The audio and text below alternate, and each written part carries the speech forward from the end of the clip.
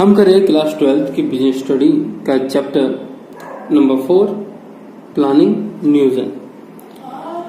Last video में हमने नियोजन की प्रकृति देखी है, उसका महत्व देखा, उसकी डेफिनेशन देखी और आज इस वीडियो में हम नियोजन की सीमाएं देखेंगे और उसकी प्रक्रिया देखेंगे।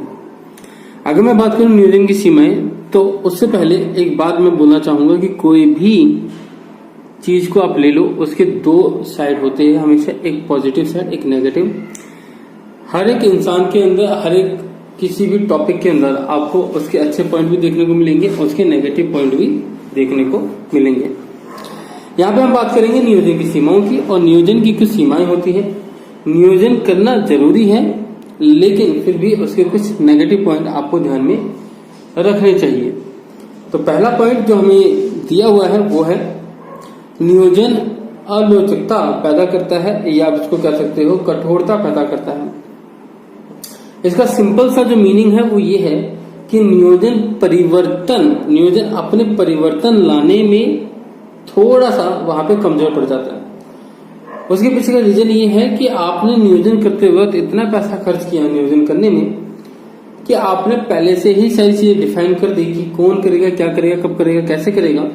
अब उसमें चेंजेस लाने से पहले आप 100 बार सोचते हो, क्योंकि प्लानिंग करने में आपने ऑलरेडी बहुत पैसा लगाया, बहुत टाइम लगाया और बहुत एक्सपर्ट लोगों से आपने नियोजन करवाया, आपने प्लानिंग करवाया अपने बिजनेस को लेकर, अपने गोल को लेकर। और अब आप ये सोचते हो कि आप अगर उसमें चेंजेस करोगे तो फिर नियोजन करने का बेनिफिट क्या हुआ।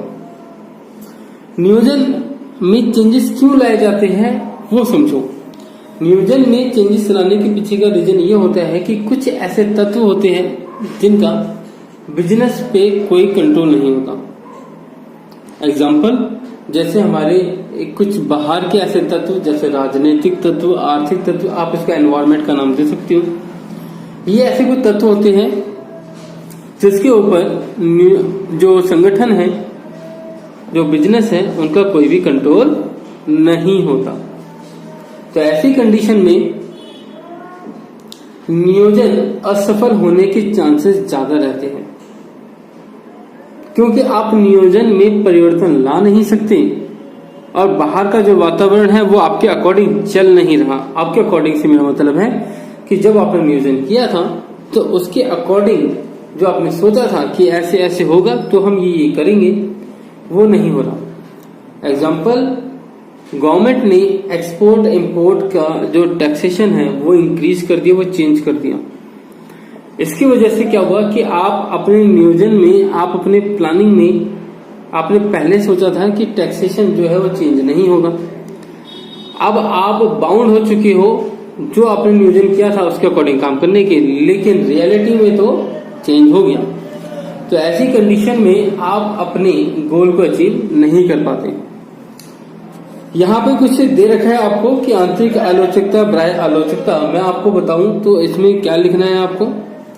पहला पॉइंट यहां से लिखोगे, बदलती परिस्थितियों के अनुसार योजनाओं में वांछित परिवर्तन न कर पाने के कारण अनेक लाभ के अवसर संस्था के हाथों से निकल जाते हैं। इसमें दो तत्व विद्यमान होते हैं, आंतरिक और बाहरी। आंतरिक कठोरता वो होती है जिसमें नियोजन के समय संस्था के उद्देश्य, नीतियां, कार्यविधियां, नियम, कार्यक्रम आदि का निर्धारण कर दिया जाता है। इसमें बार बार परिवर्तन कर पाना बहुत कठिन होता है। इसे आंतरिक आलोचकता कहते हैं। नेक्स्ट पॉइंट में आप लिखोगे बाह्य आलोचकता, जिसमें आप लिखोगे कि राजनीतिक परिवेश, आर्थिक परिवर्तन, तकनीकी परिवर्तन, प्रकृति प्रकोप, प्रतियोगियों की नीतियों आदि को सम्मिलित किया जाता है। उदाहरण के लिए राजनीतिक परिवेश में परिवर्तन के कारण कई सरकार द्वारा व्यापार नीति, कर नीति, आयात नीति आदि में परिवर्तन किए जाने से संस्था द्वारा बनाई गई योजनाएं व्यर्थ हो जाती है। जैसे अभी मैंने आपका एग्जांपल दिया था, आपने सोचा कि टैक्सेशन चेंज नहीं होगा, लेकिन गवर्नमेंट चेंज कर दिया। इस प्रकार प्रतियोगियों की नीतियों में अचानक परिवर्तन से योजनाएं प्रभावहीन हो जाती हैं। आप ये भी मान सकते हो जब आप नियोजन करते हो कि जो आपके प्रतियोगी है वो कोई भी चेंजेस नहीं करेंगे, लेकिन उन्होंने चेंजेस कर दिए तो भी आपकी जो प्लानिंग है वो विफल हो जाएगी। नेक्स्ट पॉइंट हमें बताता है नियोजन परिवर्तनशील वातावरण में काम नहीं करता। अगर आपका एनवायरनमेंट, अगर आपके बिजनेस का एनवायरनमेंट अगर चेंज होता रहता है बार बार, तो नियोजन जो प्लानिंग है वो काम नहीं करेगी। आप परिवर्तन कैसे वातावरण का, अब वातावरण आपको ऑलरेडी पता है एनवायरनमेंट कितने टाइप के हैं, हमने पहले पढ़ा हुआ है पहले चैप्टर में। तो ऐसे में अगर मैं बात करूं कि अगर कोई वातावरण अगर चेंज हो रहा है लगातार, आप राजनीतिक वातावरण को ले लो। अगर राजनीतिक वातावरण अगर बार बार चेंज हो रहा है, उसकी जो पॉलिसीज है बार बार चेंज हो रही है, बिजनेस करने की जो टर्म्स एंड कंडीशन अगर बार बार चेंज हो रही है, तो ऐसे में आप कितनी भी प्लानिंग कर लो, आप कितना भी नियोजन कर लो, वो नियोजन सफल नहीं हो पाएगा। क्योंकि नियोजन हमेशा होता है लॉन्ग टर्म के लिए। शॉर्ट टर्म के लिए जो नियोजन होता है वो बहुत ही कम सोच विचार में किया जाता है, जिसमें आप चेंजेस कर सकते हो।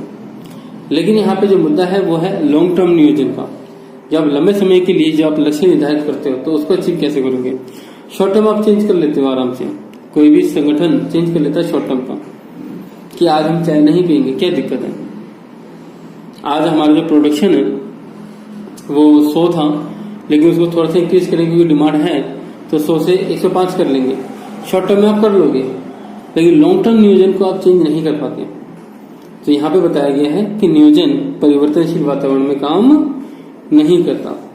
एक एग्जाम्पल देख लेते हैं। एग्जाम्पल क्या लिखा है, एक कंपनी ने पूर्व अनुमान लगाया कि सरकार शीघ्र ही किसी विशेष उत्पाद का निर्यात खोलने वाली है। इसी उम्मीद से कंपनी ने उस उत्पाद का उत्पादन प्रारंभ कर दिया, लेकिन सरकार ने निर्यात नहीं खोला। इस प्रकार गलत अनुमान से जो नियोजन किया गया था वो अशुद्ध था, वो बेकार था और लाभ के स्थान पर हानि हो गई, क्योंकि उस कंपनी ने, उस व्यवसाय ने, उस संगठन ने प्रोडक्शन शुरू कर दिया था। तो उसके पास सामान तो था, लेकिन उसका निर्यात कर पाने की अनुमति नहीं थी। नेक्स्ट पॉइंट की बात करेंगे। नियोजन रचनात्मकता को कम करता है। क्रिएटिविटी को कम इसलिए करता है क्योंकि नियोजन में आप पहले से ही डिसाइड कर लेते हो क्या करना है, कब करना है, कैसे करना है। तो ऐसे में जो सामने वाला जो इंसान है, जो एम्प्लॉय है, जो प्रबंधक है, उसको काम करने के लिए अपनी क्रिएटिविटी दिखानी नहीं है। उसको जो बोला गया वो उसने वो किया।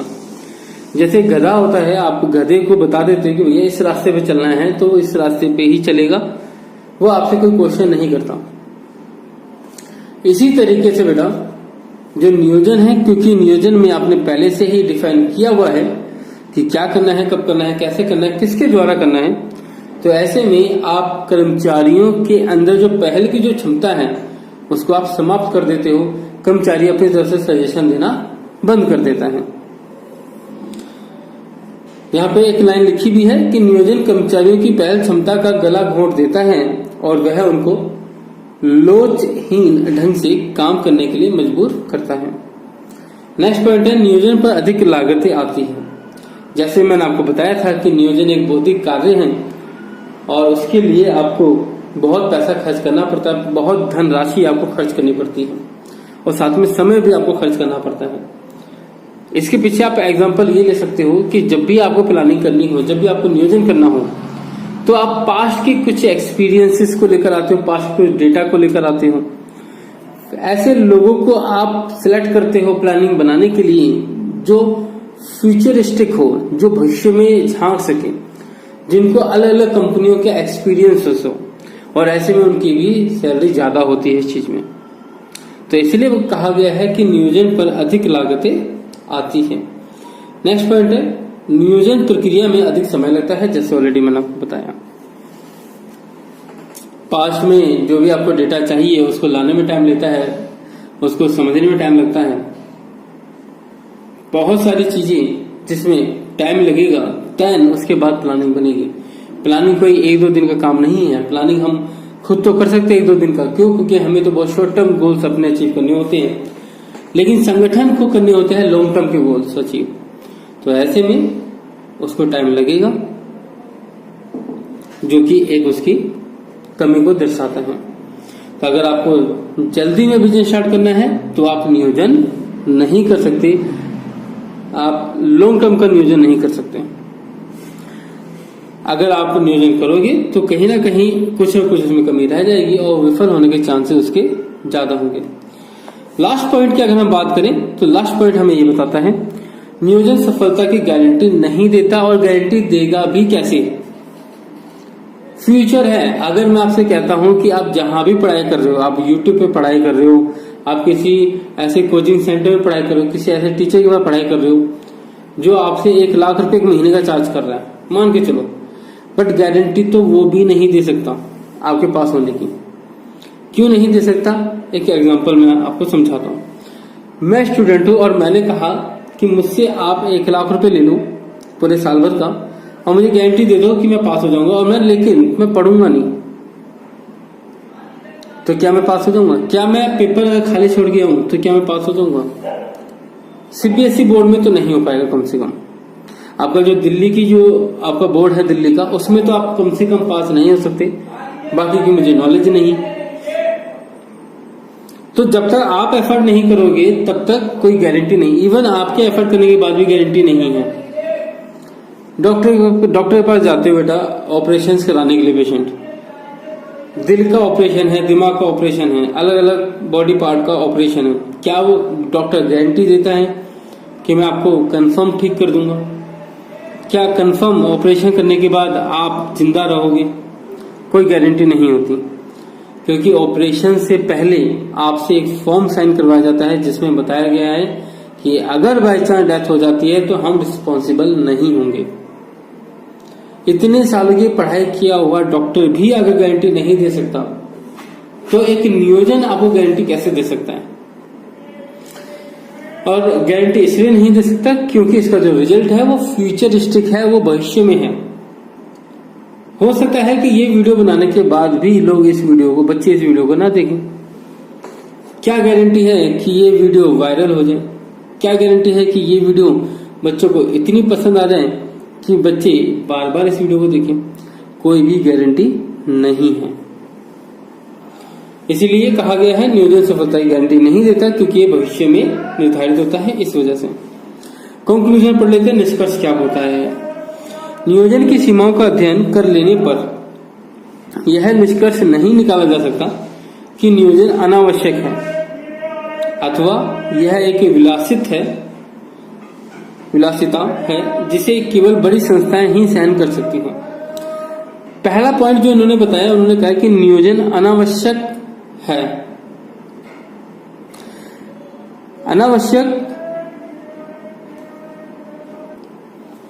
अनावश्यक से मेरा मतलब यहाँ पर यह है कि नियोजन आपके लिए आवश्यक तो है, आप उसको ये नहीं बोल सकते कि व्यर्थ है, पूरा बिल्कुल काम आता है, लेकिन ये विलासिता का पॉइंट है। विलासिता का मतलब एक ऐसी संस्था जो इसको अफोर्ड कर सकती है, सिर्फ वही उसको यूज करे। जरूरी नहीं है, कंपलसरी नहीं है कि हर कोई इसको यूज करे। कंपलसरी नहीं बताया गया, विलासिता बताया गया है कि जो यूज करना चाहे, जो इसका खर्चा उठा सकता हो वो करे। आगे लिखा है कि केवल बड़ी संस्थाएं ही सहन कर सकती है। छोटी संस्थाएं, अगर आपको अपना बिजनेस बहुत जल्दी स्टार्ट करना है तो आप प्लानिंग में इतना टाइम वेस्ट नहीं कर सकते, लेकिन वास्तविकता इसके विपरीत है। यह प्रबंधन का एक महत्वपूर्ण कार्य है, इस पर पर्याप्त ध्यान दिया जाना आवश्यक है, बिल्कुल जरूरी बोला गया है। अतः प्रश्न ये नहीं है कि योजनाएं बनाई जाएं अथवा नहीं, बल्कि ये है कि उन्हें अच्छे ढंग से कैसे बनाया जाए। योजनाओं के मार्ग में आने वाली कठिनाइयों को दूर करके उन्हें प्रभावपूर्ण बनाया जा सकता है। तो कंक्लूजन हमें सिंपली ये चीज बता रहा है कि नियोजन करना जरूरी है, लेकिन ये जरूरी नहीं है कि सभी को करना है। ये एक विलासिता का रूप धारण किए हैं जिसमें केवल सिर्फ बड़ी संस्थाएं ही उसको सहन कर सकती हैं। और यहाँ पर अब ये क्वेश्चन नहीं उठता कि आपको नियोजन करना चाहिए या नहीं करना चाहिए, बल्कि क्वेश्चन ये उठता है कि आप नियोजन को अच्छे ढंग से कैसे बनाएं, प्लानिंग को अच्छे ढंग से कैसे बनाएं और उसको अच्छे ढंग से लागू कैसे करें, जिसमें उसमें आने वाली कठिनाइयों को आप दूर करें। आई होप आपको क्लियर हुआ होगा। नेक्स्ट पॉइंट है हमारा नियोजन की प्रक्रिया। अब हम करेंगे नियोजन की प्रक्रिया। नियोजन का जो प्रोसेस है, प्लानिंग का जो प्रोसेस है, वो मैं आपको एक चीज समझाने की कोशिश करूंगा, देन फिर हम इसके पॉइंट को भी देखेंगे। अगर आप किसी भी काम को करते हो तो वो स्टेप बाय स्टेप होता है, तो नियोजन करने के लिए भी आपको स्टेप बाय स्टेप ही चलना पड़ेगा। तो पहला जो स्टेप होगा वो होगा लक्ष्य का निर्धारण। मैं आपको डायरेक्ट यहाँ पे लेके जाता हूँ। नियोजन आप कर किस लिए रहे हो? मुझे एक क्वेश्चन का आंसर दो, आप नियोजन कर किस लिए रहे हो? आप बेटा नियोजन कर रहे हो किसी लक्ष्य को प्राप्त करने के लिए। Clear point? तो जब तक आप लक्ष्य की प्राप्ति नहीं कर लोगे तब तक आप काम करते रहोगे। और वो काम कैसे करना है, कब करना है, किसके द्वारा करना है, ये सब आप प्लानिंग में निर्धारित करते हो। तो सबसे पहला पॉइंट है बेटा आपका उद्देश्य निर्धारित करना। इसके बाद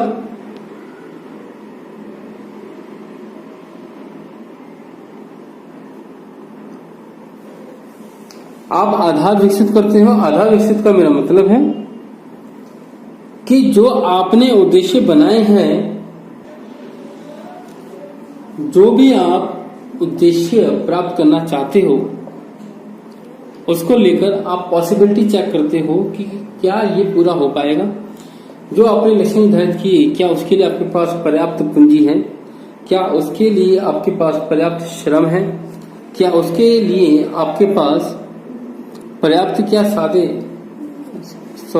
सारे साधन हैं। तो ये सारी चीजें हम पता करते हैं आधार विकसित करने के पॉइंट पे, जिसे हम कहते हैं डेवलपिंग प्रीमिसेस। आप कह सकते हो कि हम यहाँ पर अपने रिसोर्सेज को चेक करते हैं कि क्या हम अपने लक्ष्य को प्राप्त करने के लिए सारे रिसोर्सेज हमारे पास है या नहीं है। जब रिसोर्सेज चेक कर लेते हो, फिर आप चेक करते हो कि कितने प्रकार के अल्टरनेटिव है आपके पास काम को कंप्लीट करने के लिए। यहाँ पे आप विभिन्न प्रकार के जो रास्ते हैं जहां से आप अपने लक्ष्य की तरफ बढ़ सकते हो, प्राप्त कर सकते हो, वो सभी रास्तों की आप खोज करते हो। खोज करने के बाद फिर आप उन सभी का मूल्यांकन करते हो। आप चेक करते हो कि कौन सा ऐसा विकल्प है, कौन सा एक ऐसा रास्ता है जो आपके लक्ष्य को बाकी अल्टरनेटिव से ज्यादा अच्छे से अचीव कर सकता है। Clear point? एक विकल्प का चयन करना। फिर आप क्या करते हो कि जब आपने मूल्यांकन कर लिया तो उसमें से जो सबसे बेस्ट है विकल्प, उसका आप चयन कर लेते हो। देन फिर योजना को लागू करना स्टार्ट करते हो। योजना को लागू करने के बाद फिर आप उसकी समीक्षा स्टार्ट कर देते हो। फिर आप ये चेक करते हो कि जो हमने योजना लागू की है, जो हमने प्लानिंग की है, जो हमने प्लान एक्टिव किया है, क्या वो अपने काम को अच्छे से कर पा। एक तो बेसिक ट्रिक है, एक तो लाइक और शेयर ठोक दीजिए, महाकाल का दबाकर लाइक और शेयर ठोक दीजिए। 5000 लौटे दिख जाना चाहिए। ये 4000 के लिए मैं यहाँ पे नहीं खड़ा हूँ, पूरा साल मेहनत करता हूँ आपके लिए बेटा। ऐसा नहीं चलेगा, ऐसा नहीं चलेगा। लाइक ठोकी दबा के। क्या वो अपने काम को अच्छे से कर पा रहा है या नहीं। नेक्स्ट जो पॉइंट होगा हमारे नेक्स्ट वीडियो में वो होगा योजनाओं के प्रकार। ये बेटा बहुत इंपॉर्टेंट है। इसके अंदर योजनाओं के प्रकार, जिसमें आपके स्टैंडिंग प्लान्स हो गए, आपके जो एक बार आप बना लेते हो और उसके बाद फिर आप उसको यूज करते हो। फिर उसके बाद देखो, फिर ये सारे पॉइंट है, मोर्चाबंदी, स्ट्रेटेजी, ये सारी चीजें बेटा ये इंपॉर्टेंट है। मैं आपको बताऊं, ये आपकी केस स्टडी में ये सारी चीजें आ सकती हैं। Clear point? ठीक है, बस ये सारी चीजें हम पढ़ेंगे और फिर हम खत्म कर देंगे वाला चैप्टर। अगर ये वीडियो अच्छी लगी तो बेटा लाइक करो, कमेंट करो। अगर कोई सजेशन देना है तो मोस्ट वेलकम, आप कमेंट करके मुझे बता सकते हो कि क्या कमी रह गई। अगर कोई भी इश्यू रह गया तो बिल्कुल कोशिश करूंगा मैं कि उसको वो गलती दोबारा ना हो और आपको और अच्छे से मैं नॉलेज आप तक पहुंचा सकूं। मिलते हैं बेटा नेक्स्ट वीडियो में। तब तक के लिए आप बहुत अच्छे से पढ़ाई करो और अच्छे मार्क्स लेकर आओ अपने एग्जाम में।